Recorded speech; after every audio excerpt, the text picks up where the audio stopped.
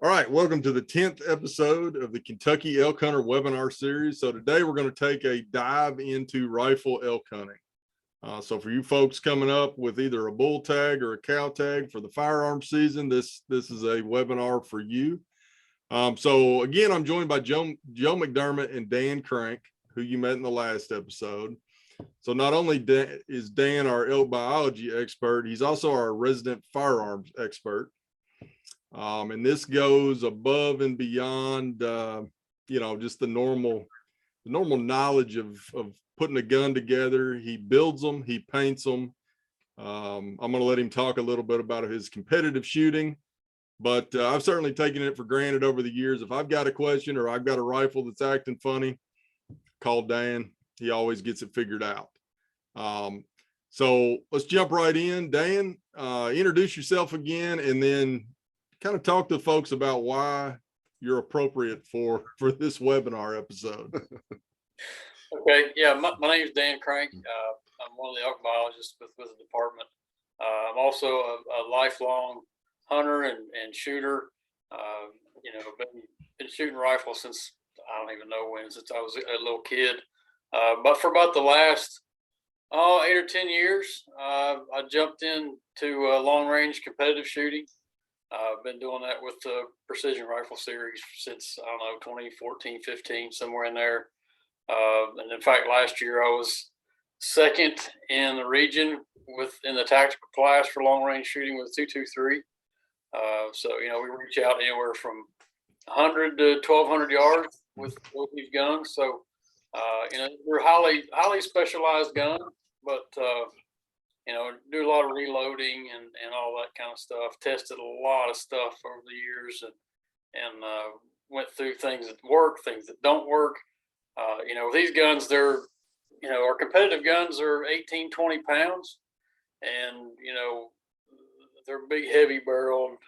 We actually put extra weight in them, but the way we set them up, you can drop them, kick them, throw them, and they hold zero and hold up. So you get what you pay for with gear, especially with rifles. So we're going to go through a lot of that today, the things you should have, things you shouldn't have, things to look for, that sort of thing, to set up a gun that's going to be dependable and is going to work when you need it to work. So that's kind of where we're going today. And so there's been, there was a bear a couple of years ago you took out west at 400 something. Pretty well makes it happen. I mean, even, Dan gave me the faith that I could, before a pronghorn hunt, actually be able to shoot something at 400 yards and not just, pray and pull the trigger, but actually shoot it and hit it. Yeah, I hit it a couple of times. Joe's laughing. It wasn't the prettiest of experiences, but it was all over in about 5 seconds. With the right gear and equipment and practice and some skill, you can do a lot more than you think you can. Yeah. So absolutely. All right, well, let's jump right in. Dan's got a presentation for us, and we'll keep this pretty well conversational going through that, but that'll kind of be our outline. Okay. All right. Pull this up. Okay, so like I said, we're going to talk about rifle hunting today. A lot of this is going to be, I'm going to do some do's and don'ts, things to look for, things you want to choose, things you don't want to have, how to set up a shot, that sort of things, and way to sight in your rifle. So a lot of different things we're going to cover here today. So here's some of the main topics we're going to go over. So kind of like I mentioned, really in rifle and shooting, better equipment gets you better results. You get what you pay for, and that's what we're going to cover a lot of today. We're going to go through caliber selection. We kind of cover that real quick. To be legal in Kentucky for elk, it has to be 270 caliber or larger. So things like a 6.5 Creedmoor is not legal. We've had some discussion over the years about that, but we've kind of stuck with the 270 or larger caliber. And really, in all honesty, a 30 caliber or larger is kind of, or maybe 7mm or larger is probably where you want to be. We'll talk about some energy and bullet dropping here in a little bit. May help you make a decision on that. A little bit about scope selection. I don't have any slides really of different brands of scopes, but like I said, you get what you pay for here. The name brands, Vortex, Nikon, Nightforce, some of your Athlons, and there's a lot of different names out there. Really, you want a variable power scope, at least probably a 4-12. Something with a larger objective. I like the larger objective scopes because they gather more light. So like a 50 millimeter objective on the end of the scope. A bigger tube is always better. Most scopes are 1-inch tube, 30 millimeter tube, or 34 millimeter tube. Really, the bigger that scope is, the more light it draws in, the clearer the image you're going to have, especially, early morning, late evening. So I'm not going to, like I said, I'm not going to really cover that specifically, but kind of give some broad general ideas of what to look for. Rings and bases, we're going to cover that. Proper scope mounting and scope adjustments. Some other gear you might need with you in the field. How to sight in your gun and do it probably faster than you've probably ever seen before or ever tried, and not waste ammo.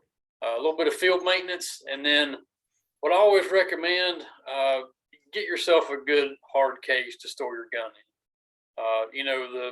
The $30-$40 cheap Tupperware plastics case you can buy at Walmart doesn't really protect your gun very good, especially if you're riding around the back of if it's in the back of a side-by-side, in the back of the truck, banging around a little bit.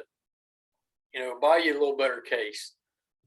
And there's a lot of options out there. Here recently, places like Harbor Freight now have hard plastic cases that are similar to the SKBs and the Pelican cases. They're about half as expensive. And those work just fine.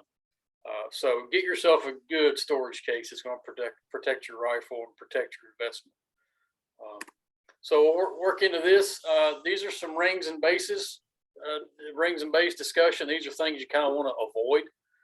The top left there, you see kind of the old Weaver style base that you've probably seen them at Walmart. You see there's only one screw on either side of that ring to clamp onto the scope. You've got one cross pin that goes through the bottom of that to attach it to the base. Generally, those bolts are easy to bend. They're not very thick. They're not made of very good metal. These rings are like $10-15 at Walmart, and they're just cheap. And the problem you're going to have is a lot of times the surfaces that actually touch your scope are not machined correctly. They don't grab it correctly or concentrically around the scope. They can be a little oversized, a little undersized. If they're undersized, they're going to squeeze your scope. And if you have a variable power scope, that can actually crush the tube, and you won't even be able to turn the power ring on, or it'll keep it from moving smoothly. So things like that you want to avoid. It's weak in terms of someone's got two screws holding it down, one screw holding it on, and they're just not a high quality ring. They don't fit good. On the right side, you get something a little bit better. You see you've got two bolts on either side to hold that cap on.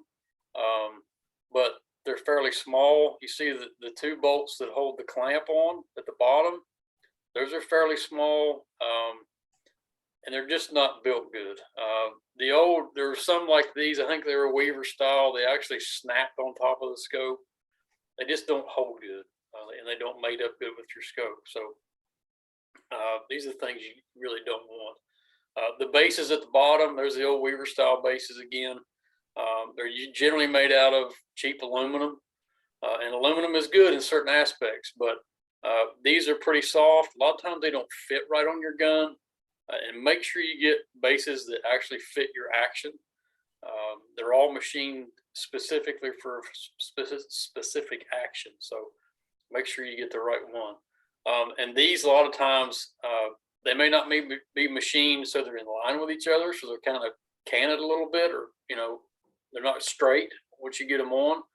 That can actually put a bending force on your scope and make things not work right. So these are just, like I said, you get what you pay for. When you buy cheap stuff, it's usually not machined very well. It may be stamped steel. You're getting weak screws, and that kind of thing. So these are the things you don't want to get. So we'll move on to things you want to look for. The top left there is a one-piece Picatinny rail base. These can be aluminum or steel. Either one is good if it's from a good manufacturer, like Vortex makes a good one. Leupold makes one. I think Brownells makes one. They're all pretty good, machined straight. The one thing you can do with these, if you want to test it, when you buy it, lay it on top of your rifle, top of your action. Just put the front two screws in. Tighten them down, not real tight, but tighten them down enough that they're good and snug. Look at the back of that base. Is it touching the action, or is it sprung up a little bit? If it's sprung up a little bit, you've got a problem. That base isn't straight, or it's not fitting the action properly. So you're putting some bending forces once you put a scope on there. Or you can tighten the back screw, see if the front of it pops up. Just do little tests like that to see if things are good, straight, and true. But generally these one-piece bases are pretty good. They're all machined, and they should fit well. On the right, you can see that's actually a one-piece base and ring built together. So you're eliminating one part of this equation that may fail you. The base is built right into the ring. It bolts straight to your rifle. You can see you've got two screws on either side. These are from a good name manufacturer. These are machined together, so they're straight and true. They're going to clamp your scope correctly and not do any crushing or twisting on your scope. Down at the bottom left, these are some Vortex rings. These are machined rings that are true and straight. A little more pricey. Most of the stuff, those bases are $50 and up. These rings are probably $50 and up. On my competition guns, my rings are $100 to $150 for a set. But they're machined. You get up to that level, they're machined together and then cut in half, basically. So they're perfectly straight, true to each other. And one thing you'll see on these rings at the bottom left, you'll see it says 18 inch-pounds above those two little screws. That's the maximum torque you want to put on those screws. And if you put any more, you can either crush your scope, strip those screws out, put undue stress on those rings or your scope. So you want to make sure you know the forces you can put on these things to make sure they're properly tightened. And then the bottom of that ring, you see I think it says 30 inch-pounds. So you can tighten those two cross bolts, fairly, almost twice as tight as you do the ones that hold the rings on or hold the scope in there. So that brings up a good point. One of the handiest things I bought is a little handheld torque wrench. Yeah, right. We're gonna cover that here in a little bit. And one thing, most rings come with an Allen wrench with them. And this is the typical Allen wrench. You got a long arm and a short arm. One thing you can do if you don't have a torque wrench, or if you just want to test your rings, see if they're tight. When you put those on, you want to use the short arm of it. So take your fingers, grab the short arm, and as you're tightening it, about as tight as you can get that without hurting yourself is 15 to 18 inch-pounds. And that's tight enough. It doesn't seem like much, but that's tight enough to get those things to work properly. So don't ever use the long arm, because you're going to get it either too tight or you're going to strip those screws out. So that's one little cheap thing you can always think about, is just use the short arm when you tighten those rings down. So we're going through some of the tools you might need. Threw this picture together the other day. There's the torque wrench on the left you're talking about, John. That's the Wheeler fat wrench. There's a couple of different versions of that. A couple of different companies make those, but it's basically a spring adjusted torque wrench that you can use. Goes from generally 5 inch-pounds to about 60 or so. And those are really good to have. They're basically, you take it with you anywhere you go, throw it in your case, throw it in your pack or whatever. And you can always check your rings, bases, action screws, all that stuff, make sure everything's good and tight. The one thing to to keep in mind with those things is when you get done with it, adjust it all the way back down to 0, because you're loading a spring in there when you tighten that. If you leave it tight over time, that spring will weaken, so you'll not get the right results out of it. Of course, a good set of Allen wrenches that fit your scope, your action, those are good to have. You don't have to have the whole set. Just take whatever you need with you. Put it in a little bag. A level up there at the top. One thing you need to do when you put your scope on is try to get it level. You want it level to the rifle, so you can put a level on that Picatinny rail and put it in a bipod or some kind of mount. Get that rifle level, kind of lock it in so it won't move. Put your scope on, put that level on top of the scope, generally across the top of the turret, and get that scope good level. So it's, your rifle and your scope are in tune to each other. We'll talk about Loctite here in a minute. This is blue Loctite. You don't want to ever use red Loctite. That's for permanent applications where you never want something to come apart again. And with a rifle and scope, you don't want to use that. Another option on the right is a company called Fix-It Sticks. They make a lot of different torque tools. This is kind of a universal set that I have. It's got all my different hex keys and Torx heads keys in there. That little T handle is where you put those tools into. It actually has that silver thing with the red on the bottom of it is the actual torque driver. And the harder you turn it, the more torque it puts on it, and it tells you what that level is. So it's kind of a field expedient way of doing things, and something kind of easy to keep in your pack and have on your person. So, and down at the bottom is just a bore snake, one of those cheap pull-through bore cleaners that you can buy at Walmart or Cabela's or wherever. Something just to put a quick clean through your bore every day if you need to while you're out hunting. So Dan, can I interject real quick? Yeah. We were talking earlier in some of our like elk hunter must-have episodes, and sorry, I turned my video off while just sitting here listening. But we were talking earlier in some of those about things that we need to take into the field all the time. Would this setup here be something you would suggest for like a rifle elk hunter to have as like their shoot kit, like their fix all stuff while they're in the woods, or what kind of stuff do you think they should keep with them? Yeah, I think, in terms of that kit you're talking, I would definitely, find there's probably like 2 Allen keys you're going to need to check your scope and check your action screws on your rifle. Keep those in a pack with you. Keep this little pull-through cleaning kit with you. If you get a little mud in your barrel or it gets wet or whatever, you can just throw that thing in there, yank it through, and man, you're ready to go. You don't have to go back to the truck, go back to the house. And these things are really lightweight. The Fix-It Sticks kit is really, I think it's a good investment. Even for archery hunters, you can put all these different size hex keys in there.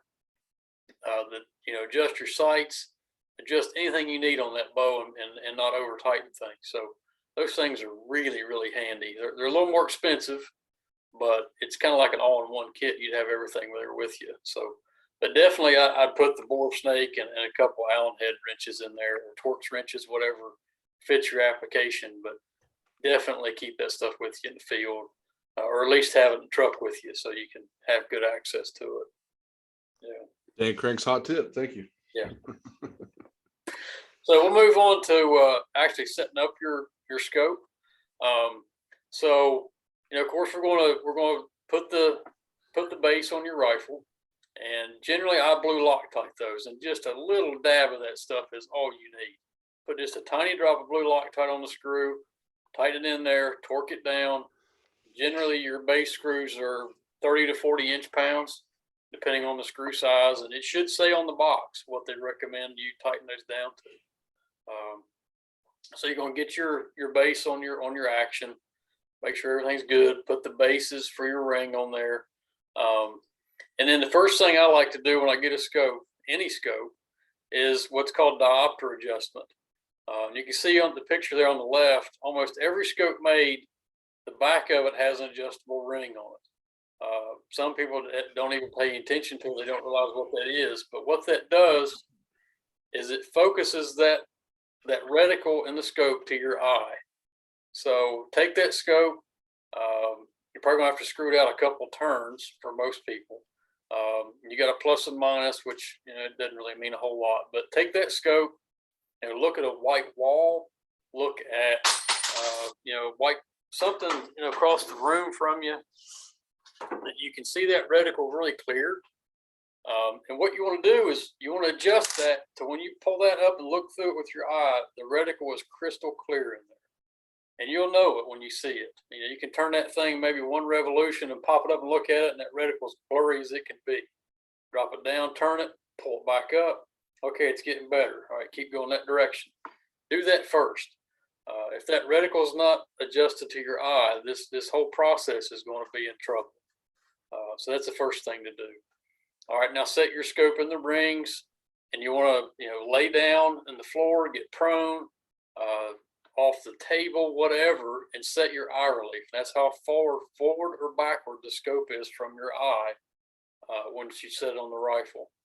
And what you'll see is as you move it forward, you'll see the image kind of close in, and there'll be a gap around it. All right, that's too far forward. When you start bringing it back, that gap will close, and then it gets even bigger. That's too far close to your eyeball. So just move it back and forth, and you'll see when that perfect distance is. And it may be different shooting prone or shooting off of a bench. So you got to kind of figure out, what kind of shooting you're going to be doing to make sure it's adjusted right to you. Because if you pull up the scope and all of a sudden you got to stick your head way forward to get a good image in it, that's not a good situation. You want it set up perfect for you. Like I said, you can put a little blue Loctite on those bolts and tighten that down once you get it ready and properly torque those. The other thing to do is check the action screws for your rifle. Generally you've got one right behind the trigger guard and one right forward of the magazine well. And the easiest way to do that is loosen those up a little bit, get your torque driver out, and set that rifle so it's vertical. That way the action is sitting all the way back in the stock, because if it's forward, it can move a little bit. If you loosen it, you can notice there's a little bit of play in it. You want it all the way back, so when it recoils, it can't move. So get that all, put the rifle vertical, tighten your screws down, do them kind of one at a time. Maybe doing 20-inch pounds and then doing 40-inch pounds, and do that according to the manufacturer. If you've got a plastic stock or wood stock with no pillars in it, probably 30-inch pounds is all you want to go before you're going to start smashing something. If you've got a higher end stock that has bedding, has pillars, it has a chassis in it, you can go 40 to 60-inch pounds. You can crank them down pretty tight. So that's kind of the process you need to go through, and kind of remember what these torque values are. So when you get, a couple months later, before you get ready to come down, you can check those torque values, make sure they're right, make sure they haven't changed. When you get in the field, you can check them, make sure everything's good and tight. So that's kind of the technique I use to do that. And the other thing, when you set your rings on the bases, all right, if you think about it, when you shoot that rifle, the rifle wants to come backwards, and the scope wants to go forwards, is where it wants to go, because it's just sitting in space. So when you put your rings on, shove them forward, then tighten them down. If you shove them backward, there's a little bit of play in there, and you tighten them down, it gives that scope the ability to move a little bit sideways maybe and go forward a little bit. And that can change your zero. So when you put your rings on, slide them forward. So that's another little tip to help keep your rifle zeroed and make sure everything's good and stable in there. All right, so you've got your rifle set up, you got your scope on. Now it's time to look at bullet selection. So with elk, you're hunting an animal that's very heavily boned. They're really big. There's a lot of muscle there. Generally an elk's chest is 20 inches tall and probably 15 inches thick in general. You need a bullet that's going to hold together, go through that bone, go through that tissue, and dump a lot of energy and make an ethical kill on that animal. So, like I said, you've got to be 270 caliber or larger, which generally means 130 grain bullet or bigger. That's kind of where you're stuck. Now with a 30 cal, you can get lower bullet weights, but you want to go heavy for the caliber. You want a heavier weight bullet, the heaviest you can get away with, really. So, you know, with a 270, you want 130 or 140 grain bullet. With a 7mm, I'd say 160 minimum. You know, you can get away with maybe a 140, but I'd go as heavy as you can. 30 cal, I would go 180 or heavier, anywhere up to maybe a 220, depending on what you can find. And the really important aspect about this is bullet design.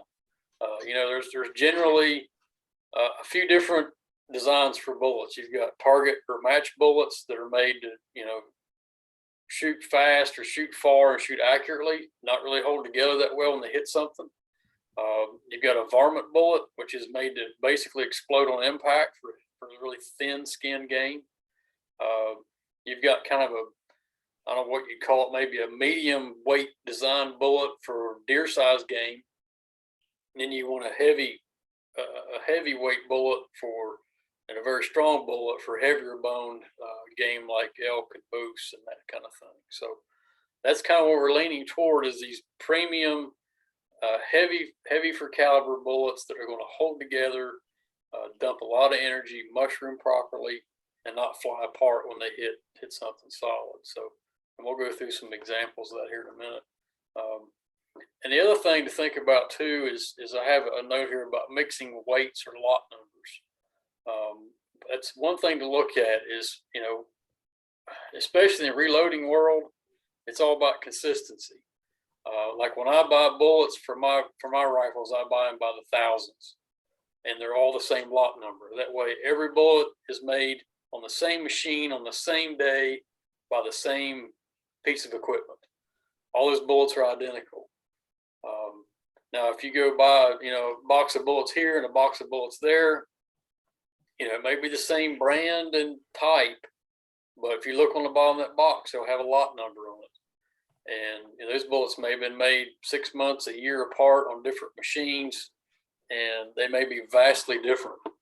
The same thing with mixing weights. You know, you may buy, you know, go to the store and you got 300 Win Mag, and they've got some 125 grain bullets, ammo you can use a sight in, and then you're going to use a 200 grain bullet to hunt with.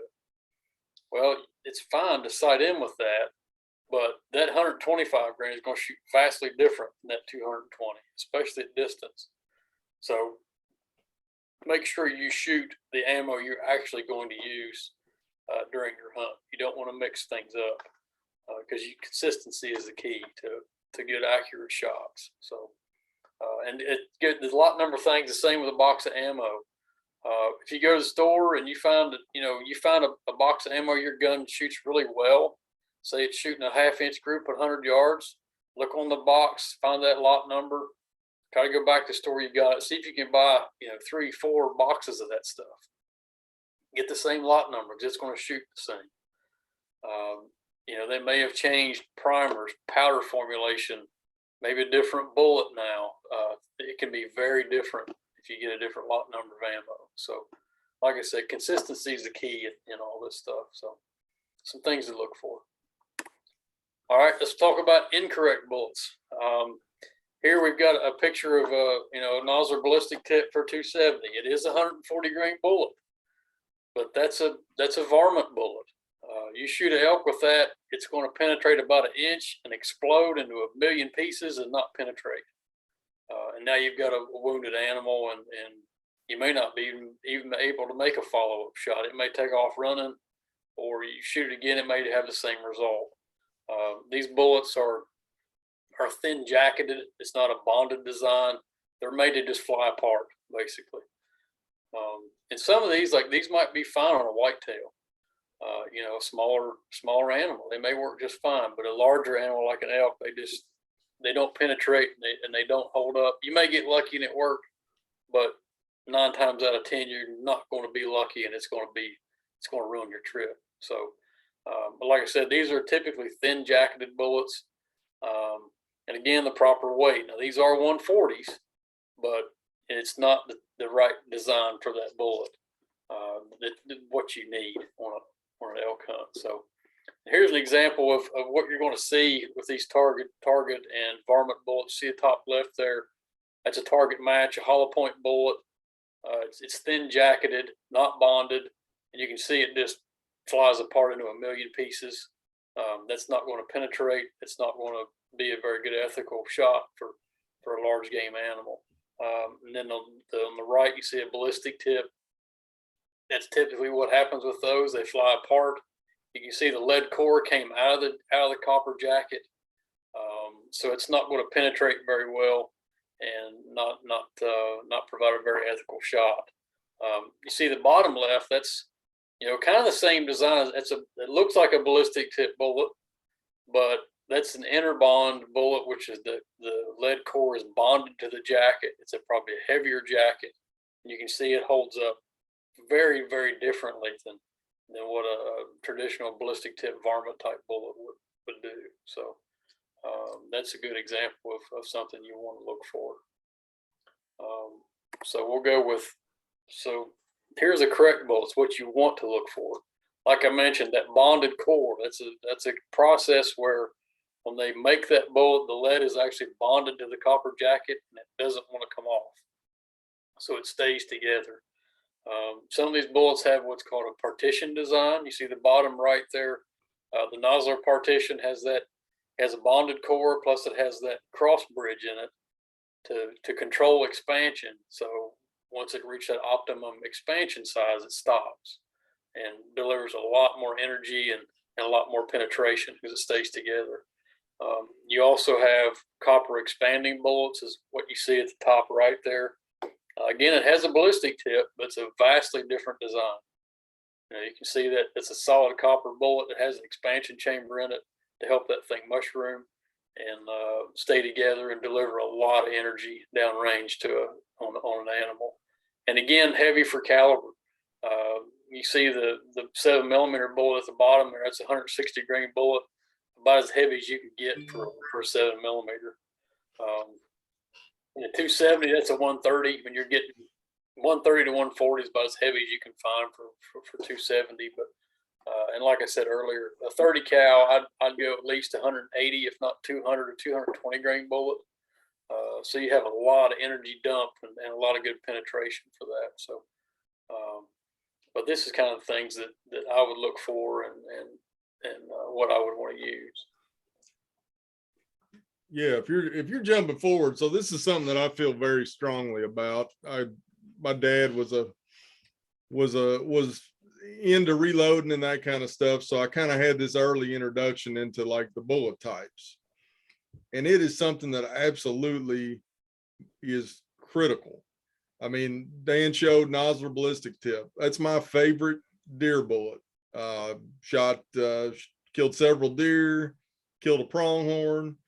With those bullets, they're all small bullets. I would never think about going elk hunting with that. Yeah, you could get lucky. If you put it in behind the shoulder, it's probably a dead elk. But if you got to go through the shoulder or you flub the shot a little bit, you've got to have something that's going to stick together, break that shoulder bone. And I had on my list to find my elk scapula just to be able to show everybody. It's a lot of bone to go through. And a ballistic tip will just explode. I mean, you might not even get parts of the bullet into the boiler room, in through the rib cage. And one thing here in Kentucky, if you go to Cabela's or Sportsman's Warehouse or something, the majority of the bullets on the shelf are going to be geared to deer hunters. And we can name them anything, whitetail season, whatever. It's going to be a whitetail. That's going to be more of your ballistic tip bullet. Quick expansion, works great on deer. I think, and just in perusing Sportsman's or Cabela's, you've really got to look on that box, understand that you're looking for a bonded core bullet or a solid copper bullet. There's a lot more copper bullets offered these days. Those are good. They'll stay together, and just kind of understand what you're looking for. I know I was in Cabela's the other day, and they've got some Federal bullets that are loaded up with these nozzler partitions, and had them in a couple different calibers. That'd be a great load. So it's just something I wouldn't, if you're planning on using what you've always deer hunted with rifle wise, that's great. Just make sure you're feeding it the right bullets, and that'll go a long way during your hunt. Yeah, and it's going to hurt financially to buy 3 or 4 boxes of premium ammo, but it's going to be worth it in the end. You're going to have a lot better results, and you'll be happy you made that investment. Yep. Okay, we'll move on to here's some more examples of a lot of different bullets out there you can look for. You see the top left, there's that solid copper Barnes bullet that's been famous for many years, and you see some more ballistic tip type looking bullets here. But if you look close, like the Hornady Interbond is a bonded bullet. It holds together. The bottom right, you see the Swift Scirocco. It's a bonded bullet, plus it has a heavier jacket on it. The Swift A-frame and partition have that cross bridge in them to control expansion. And one thing too, the core locked bullet. There's actually 2 different core locked bullets. There's a core locked we've all heard of for years, and there's an ultra bonded core locked. You'll see more in like the heavy 30 cals and the heavy 7mm, but it's a heavier bonded bullet than what we're used to seeing. Kind of in the traditional green Remington box. We've used for years for deer. That's a little different bullet than what they're producing now and some of their premium ammo. So even that, you see a core locked. There's a core locked and a core locked ultra. So be careful what you buy, and you got to really pay attention to some of this stuff to get what you want. But these are all good examples of, you see that controlled expansion. The core stayed with the jacket and produce a lot better results for you. So we'll go into some other equipment that you might want to take with you. And the thing to think about here is, traditionally, elk hunting in Kentucky is you're either going to be in the timber or out in the wide open. If you're in the wide open, a lot of times the grass is going to be knee to waist high. So you're going to have to figure out a system to get you up off the ground. You can't lay prone. So we're talking shooting sticks, some kind of tripod. Maybe you find a pile of rocks you can get a rest on, something like that. Kind of more untraditional shooting situations that some people may not be used to doing. So go out there and maybe you got some buddies that have some different equipment. The Primos sticks, Bog Pod makes some. They make tripods too. Maybe go to Cabela's or somewhere if they'll let you kind of get these things out and play with them a little bit, kind of see what works better for you, and buy one of these things. Because you may have to take a standing shot or a kneeling shot. You may not be able to get a real good rest or lay prone. But having a bipod is handy too. If you can lay prone, you get a lot more stable position. And you can buy bipods that are 6 inches tall to ones that are 2 feet tall. What I typically use out west is the tallest Harris bipod makes. I think it adjusts from like 16 to 25 inches. And I can make a pretty good seated shot with that bipod. And that's kind of what I like to use. That's just what I do. But get some of this stuff and try it out. See what's going to work, because more likely you're not going to be able to shoot off of a perfect spot. It's going to be an improvised position of some sort. The other thing, lens covers. Protect your investment on your scope. A lot of times in the fall, it could be hot and dusty, or it could be pouring the rain. You don't want to pull up your scope and it be full of water and you can't see that bull a lifetime because it's nothing but blur. So invest in lens covers. I like, Butler Creek makes some that are pretty cheap. They're scope specific.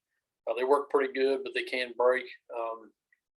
Vortex Defenders work really well. They're more flexible, a little more expensive, but I really like those. Those have served me for years. I really like those a lot.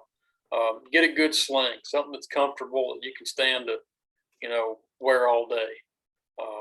If something's going to help you pack that gun around, and take extra ammo. The thing we'll talk about here in a minute is elk are big. They can take a lot of damage.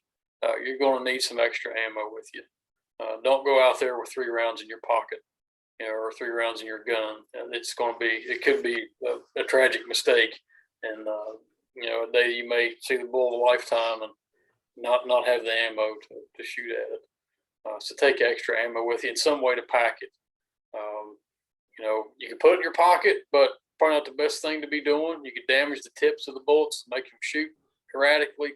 Buy a little ammo carrier. The ones that go on your stock aren't the best thing. You can lose the ammo out of them. You can damage the ammo, it can get wet, get mud on it. Buy some kind of little pouch you can pack your ammo in. So, yeah. I'm sorry, I haven't seen the whole PowerPoint. Are you doing a section on practicing later, or do you want to talk about that now? Because you've kind of touched on it already. Yeah, I'm going. It's coming up. Yeah. Okay. I'm going to talk about different positions and that kind of stuff. Well, before we get off of the equipment suggestions, we have talked about this a lot before. We've harped on the terrain in Eastern Kentucky, how nasty it is, how steep it is. I will second and third the suggestion to get a good quality sling, something that'll stick to you, that you won't have to worry about like constantly readjusting or sliding off your arm as you're trying to haul yourself up or down a mountain. I've got 2 that I really like. One's a Quake and the other one is a Slogan Outdoors.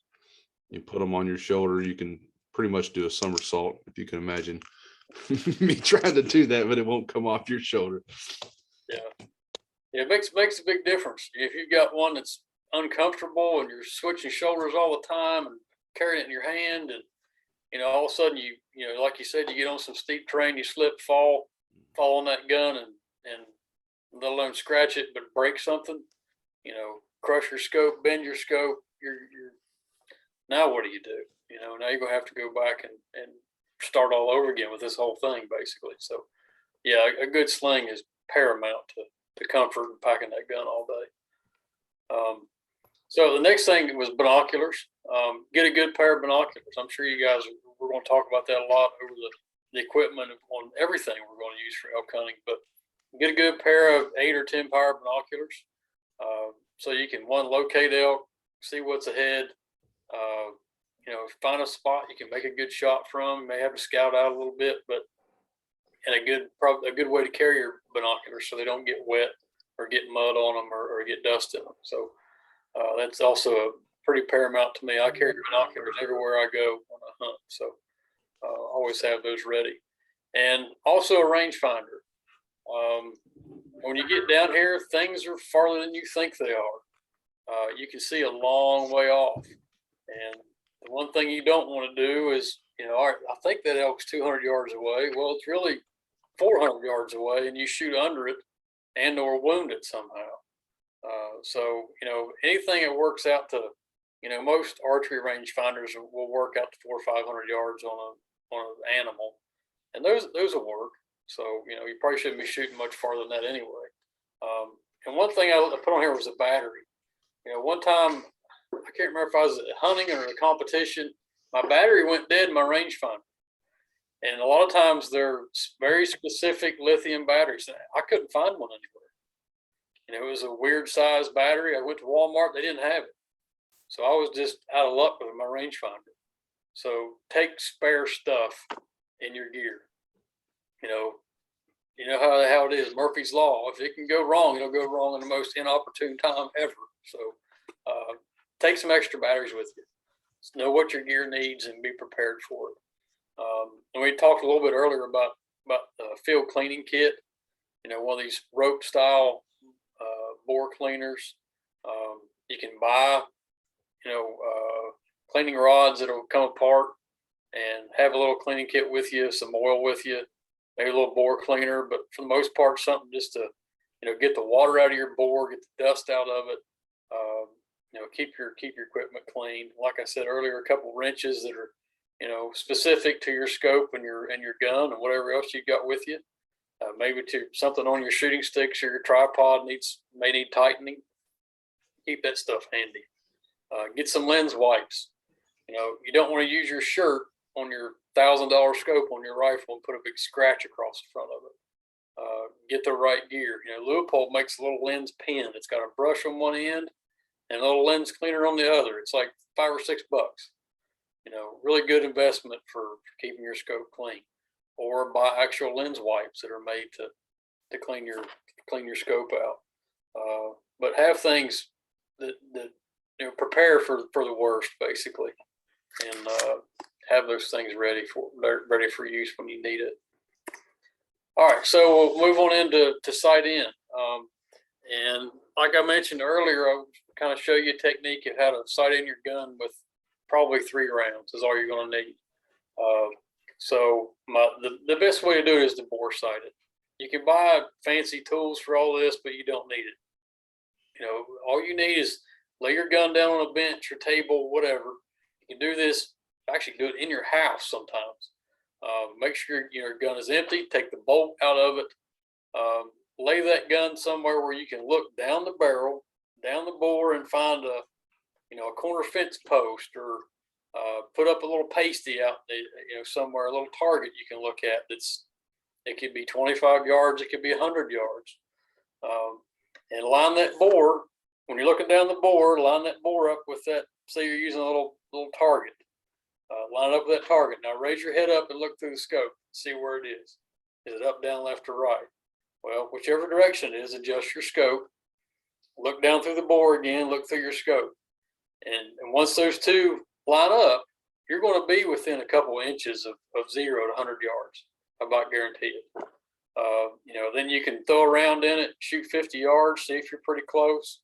Odds are you're going to be really close. And then shoot at 100 and get your 0 kind of fine tuned. But that'll save you a lot of time, a lot of ammo, and save you money in the end too. So use that bore sighting technique, and you can actually use that too when you get in the field. If you want to make sure your gun's still on, and say you're in a spot, you're in a hotel room, you can't really shoot anywhere, but you can look at something on the wall across the room, see if it's still close. So there's little things you can do without having to actually sight it or have to shoot it. So the big thing here is number 2 is sight in your rifle. Don't let your buddy do it. You do it. That gun is in. You set your scope for your eye. You set the eye relief for the way you're built, and it gives you confidence in your gun that you know where it's shooting. If I sight in a rifle for me and then I give to John, he shoots it, it may be an inch different. Just because he's built different than me, he sees things a little different than me. Sight in your rifle for yourself. Don't let somebody else do it for you. And once you get that sighted in, I want you to shoot from different positions. Don't just stick to the bench. Put your bipod on or whatever you got, lay down, shoot a couple rounds prone. Get your tripod out, set it up, shoot it kneeling, shoot it standing. See if there's a difference in that. See how you do. Move that target farther away. Shoot at 200. If you can hit it good, cool. Go to 300. See if you can hit it. And you want to be able to, if you can accurately hit, say a 5-inch target at 300 yards off your tripod, man, you're doing really good.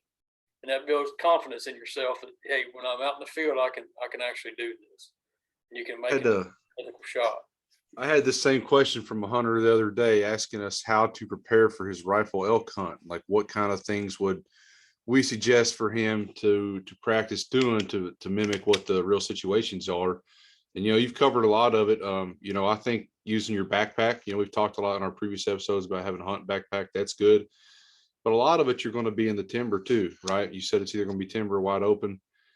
He might be 30 yards. He might be 100 yards. We talked about practicing, some free-handing. Obviously, we're not advocating for free-handing long shots, but 30, 40 yards, right? Make sure you can do it. Try resting your firearm off like a tree branch or off the trunk of a tree. Different things like that in the odd positions that you've mentioned. But that's I think you've done a good job clearing this one up, because I get this question quite a bit too. Yeah, and one thing that a lot of people don't think about too, and a lot of modern guns have muzzle brakes on them, and they're extremely loud. You know, when you go to the range, you put earplugs in. Why not do it when you're hunting? I always do. I take the foamies or whatever, just something cheap. I fill my pocket, and that way you're less likely to flinch. You're gonna have better follow through when you shoot that rifle. You're not going to bust your eardrums out and cause some hearing damage. And you generally have time to put a couple foamies in your ear, you know, where you're getting set up to shoot an animal. And it helps a lot more than most people think. You really flinch a lot. It's not fun to shoot a gun that's really loud. So that's another thing I recommend is do that too. Always keep those handy, and you know, like Joe said, practice any and all positions you can think of. You know, and I got down here at the bottom, practice with rimfire. You know, ammo is expensive, and if you've got a 22, you can buy. Most 22s are more accurate than most people give them credit for. That's another thing I started doing a couple of years ago, was shooting 22 competitively, and I've got an off the shelf bolt action 22 that'll shoot a 1-inch group at 100 yards with standard CCI ammo through it. I mean, it's amazing how accurate they are. You know, you can buy, and now ammo is getting a little easier to find. You can probably go find some 22 ammo. You know, buy 50 rounds for $5 or $6. Get your 22 out and do these positions with your 22, but shoot it at 50 yards or 100 yards. Make it hard. You know, put a 1-inch dot at 50 yards and try to shoot it off your tripod or off a tree branch. You know, the recoil's not there, but at least you've got the fundamentals down that you know how to do it. It builds your confidence, and it will help you out a lot. And you'll be prepared and not freaking out of, how am I going to do this? I've never done this before. You know, I've never shot off a tree branch. I've never shot off a pile of rocks. Just get out and practice it. You know, it's the best way to do it. And the big thing too is that you learn your limitations. You learn that, you know, well, I can't shoot 300 yards off a tripod because I can't hit a 10-inch plate, you know, with it. So I know if I see an elk at 300 yards, I cannot shoot off a tripod. I've got to get prone or set up a lot better. You'll learn what you can and can't do. And the other thing we're going to cover a little bit about is the ballistics and drop data and some energy requirements relating to what caliber you're shooting and what kind of gun you're shooting. You need to learn a lot about how far you can shoot, not only your ability to shoot, but how far can that gun ethically take an animal. You know, you don't want to try to shoot too far and not have the energy to punch through anything. So we'll cover that here in a minute, what you can look for. So, and a lot of this is on the box of the ammo you buy anymore. A lot of it's printed on there. So, but get out and practice. Shoot your gun the way you're going to shoot it. Don't let somebody else do it for you. Don't use one of these recoil absorbing rests like a lead sled or something to sight it in, because sure, you can get it sighted in, but take it out of that lead sled and shoot it off a bag, it's going to shoot completely different. And your zero may shift an inch or two because the recoil impulse is different. So shoot your gun your way. Don't try to skimp and cheat. So, all right. So here's an example of sighting in a rifle, kind of the way I would do it. This is kind of like a 30-06, for example. We've got a 165 grain bullet going 28-30. And on the left side, we've zeroed that gun at 100 yards. You see down there on the little chart, the drop in inches says 0. All right, go over to the right side. At 100 yards, it says it's 1.8. That means it's 1.8 inches high at 100. And kind of what we're getting at here is where you can just hold dead center of that animal and still hit it and not shoot under it at certain yardages. Okay. So if we're sighted in at 100 yards, 0, hitting right where we're aiming, and you look down here at, say, at 300 yards, if that elk's 300 yards away, you aim dead center of his chest, you shoot, that bullet's dropping 13 inches, which probably means you're going to shoot under him or hit him in the leg or her in the leg, and not a good shot.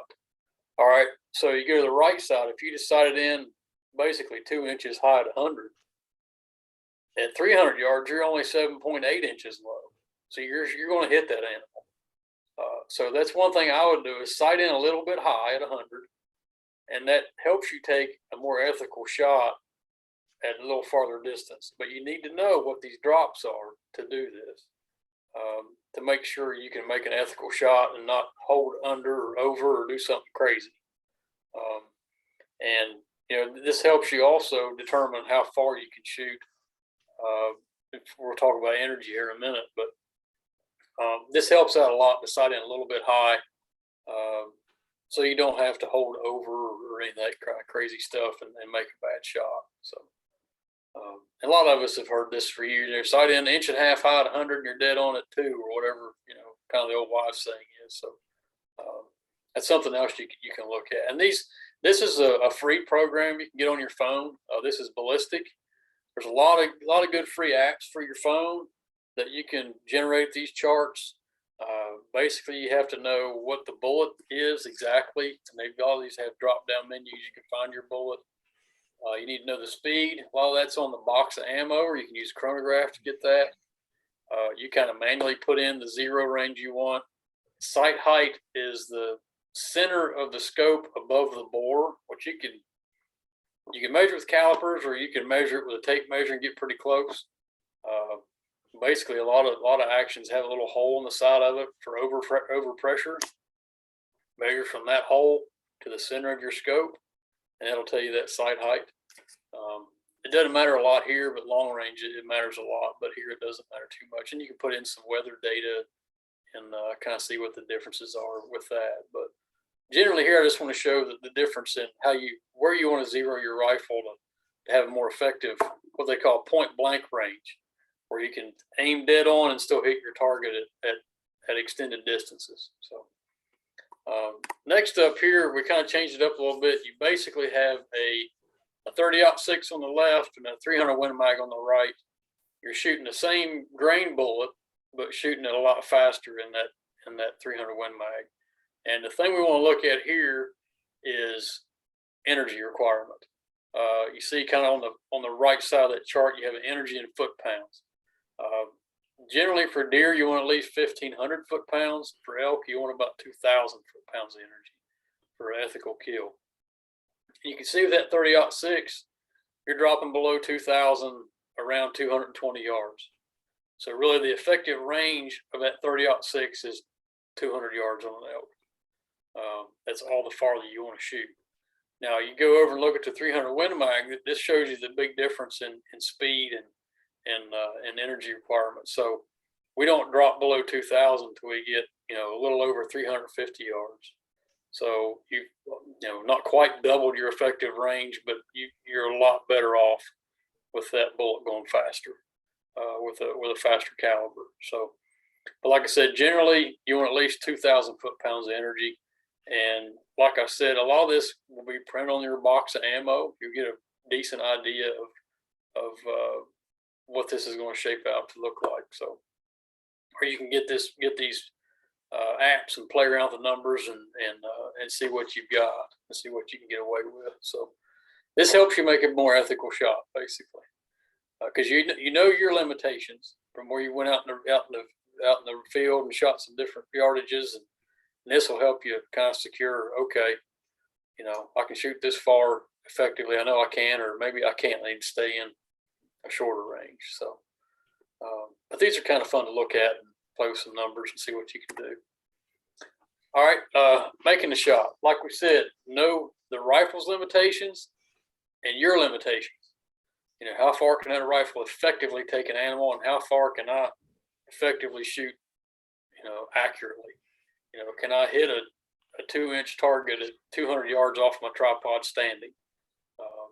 That'll help you determine how far you can shoot.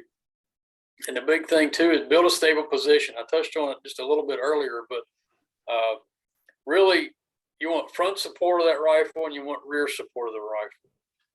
That's the main goal here. Shooting prone, you want a bipod up front.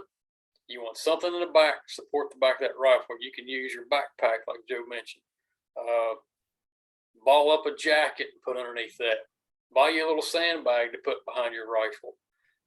That helps to control the rifle's elevation, and you can squeeze that bag to make it go up or down. That helps you build a lot more stable position, makes you shoot more accurate. With a tripod, the key to a tripod really is you want that gun secured in the tripod. You want some type of clamping tripod, really what you want. And you want to basically control the elevation with your body. Put your legs, spread your legs out, lock your knees, and adjust your legs backwards and forwards to get the right elevation with that gun. You want to build it as solid as you can.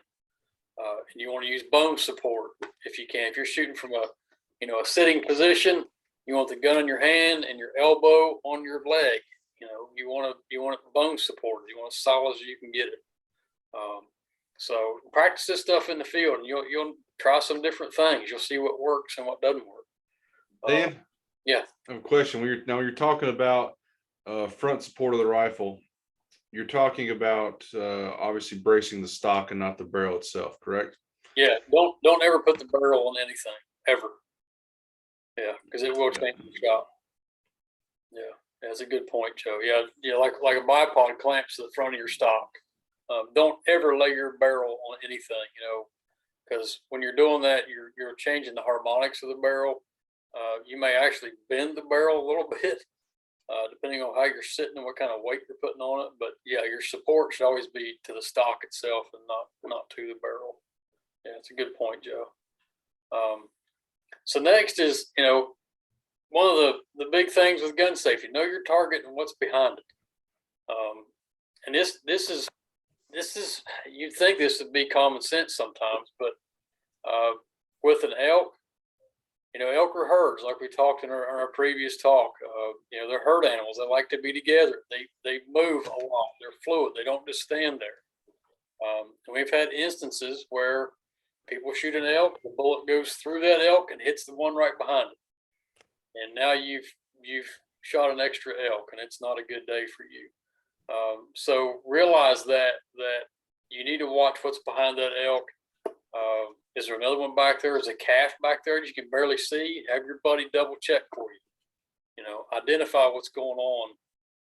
Make sure you don't make that mistake of shooting through an elk and hitting another one. It's we've had that happen a lot of times over the years, and it's a sad case to see that could have been easily preventable. So, and the big thing is have someone with you watch the elk you shoot at.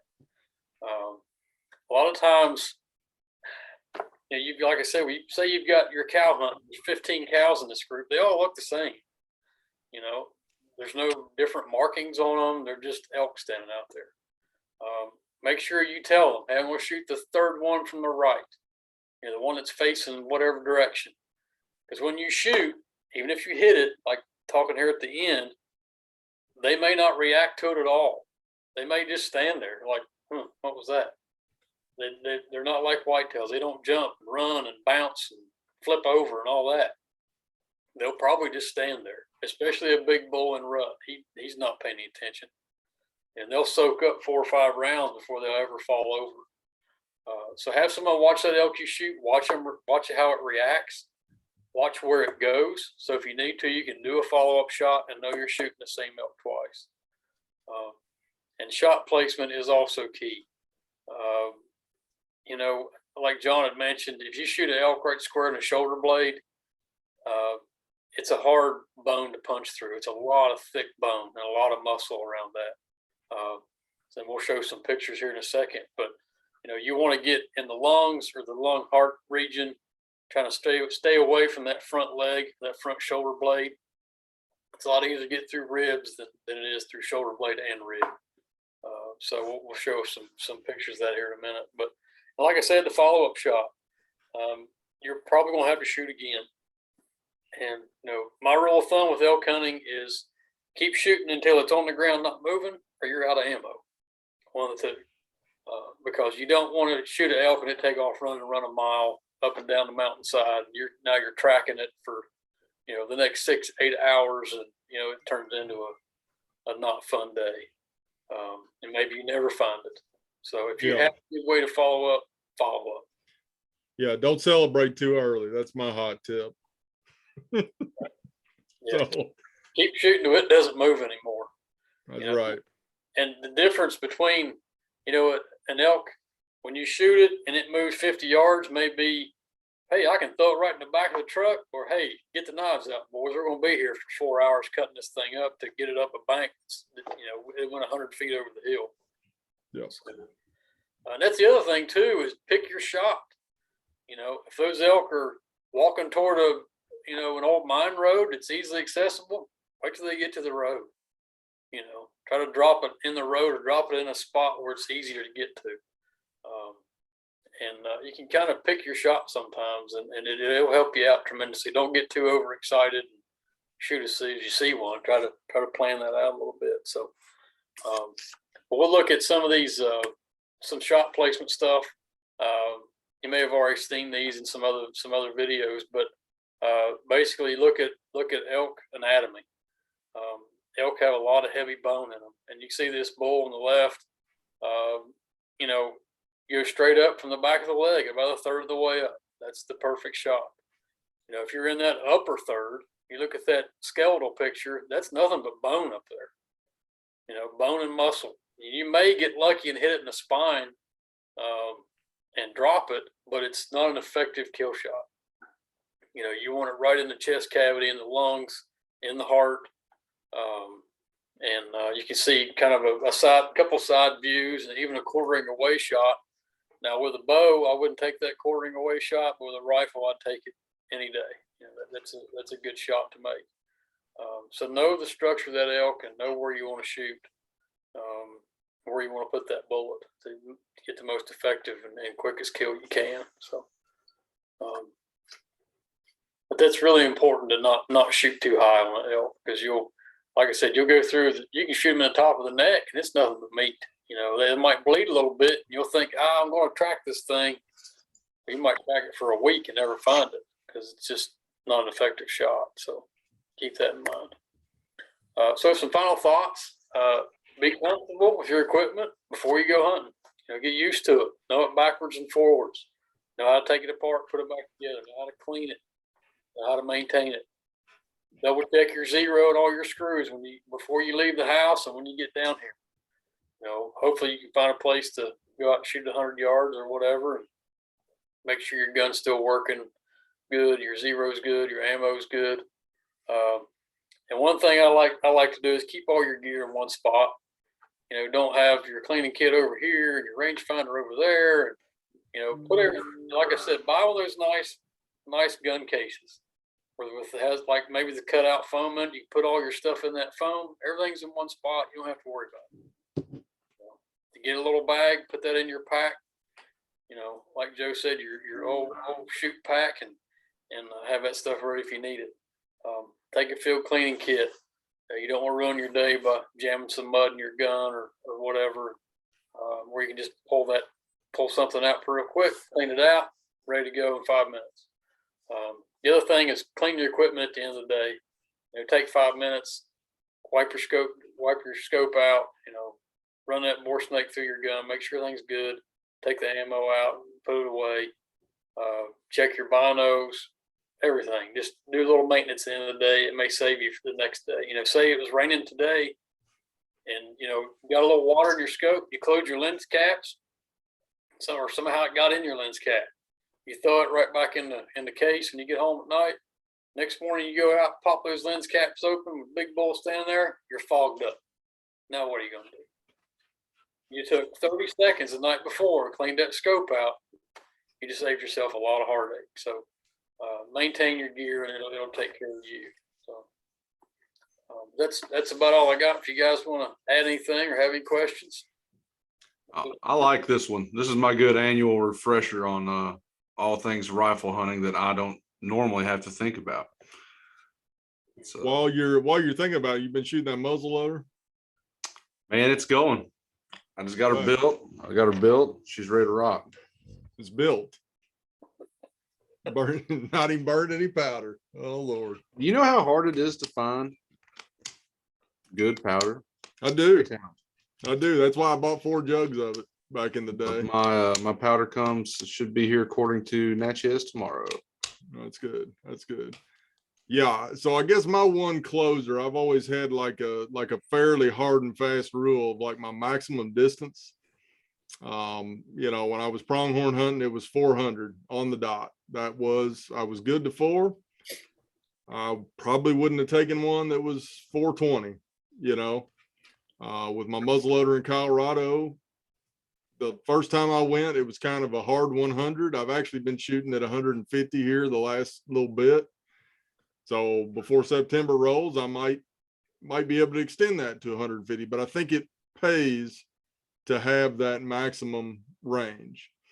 And I think it's important. I mean, that chart that Dan showed, it might not just be your maximum range, it might be the equipment's maximum range. So, and just to extend on that, and it'd be a good question for Dan, probably our most common question is, can I use my deer rifle? And usually the answer is yes, as long as it meets that, you know, that 270 or above. So that's bullet diameter, 0.270 or above. So your 270s, your 280s, your 7mm, your 30 cals, 338 if you're getting up there. But you know, if somebody says, can I take my 270 or my 30-06, I go back to that chart that Dan showed, and it's simply, yes, you can take it, but you're probably not going to be punching through one at 400 yards. You're going to have to think 200, 250. That's the limit. You know, you should be able to shoot that distance, but then think about your guns limit as well. Yeah. And make sure you got the right bullets. I'll say that probably 40 more times before this series is over, but that's critical. So those are my 2 closers. Have a maximum distance, be comfortable to that distance, but don't shoot past it. And if you're using your deer rifle, make sure you got the right bullets and know the limitations. So Dan's given his closers. Joe gave us a pretty soft closer last week. So we'll see what he's got. No, I would just reiterate what you're saying, because those are honestly the biggest issues that we're going to see.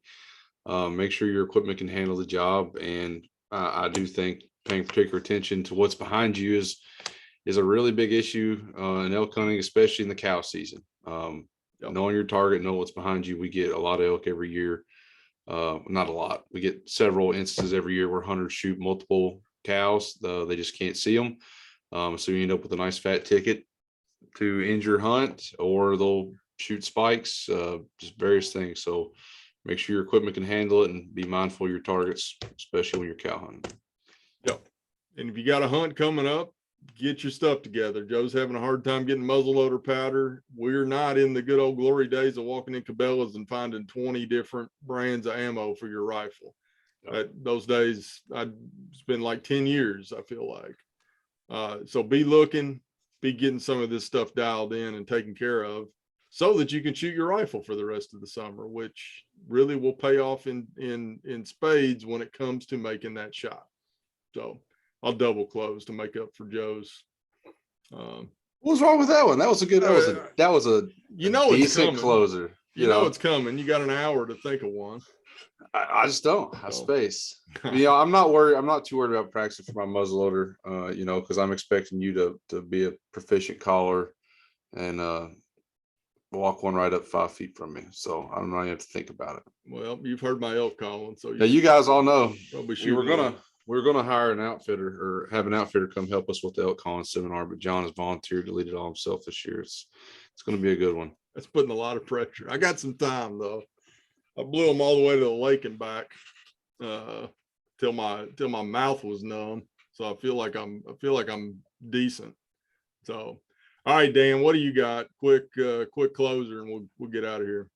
Just be prepared. You know, know your equipment and know it works, and know its limitations, your limitations. Test all your gear before you come. That's the big thing. You know, test everything. Know if it works. Try it out beforehand. You don't want to have a bull of a lifetime in front of you, and you're all thumbs trying to get something set up to go. So that's the big thing. Yep, Dan doesn't screw around. He's by far the best shot I know. If we need something taken out or removed, he usually gets the call. So, and you know, quietly gets the job done. So, All right, so next week on the schedule, and I will say to close this thing out, results are up. We know that, so go to your My Profile, look at your unit or regulated area draw. Check that out. That's going to help as we go forward. Not sure what's coming up, but we will have some of our law enforcement officers on here in the next week or two discussing just some of the common things that trip hunters up in terms of legality. What you got to have with you, permits, you know, ATVs on WMAs, that kind of thing. That'll be coming up.